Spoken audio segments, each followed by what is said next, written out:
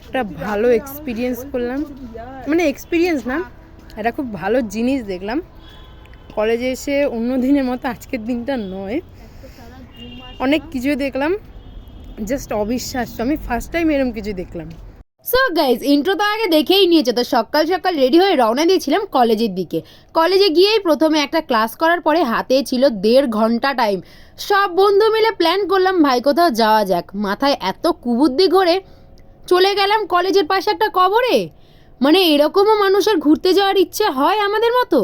ভাই এত এখানে কবর আছে না, হয়তো আমি আমার ক্যামেরাতেও বন্দি করতে পারবো না। সিরিয়াসলি এত কবর আছে এখানে, অনেক অনেক। আর জায়গাটা খুব সুন্দর, পুরো খুব একদম শান্ত, খুব নিরিবিলি। আর এসছি পুরো ভর দুপুরে, জানি না ভগবান আছে মাথার উপরে, যা হবে ভালোর জন্যই হবে। এই জায়গাটা ডিটেল ভিডিও কালকে চ্যানেলে আসছে, তো চ্যানেলটা ঝটপট করে সাবস্ক্রাইব করো। টাটা।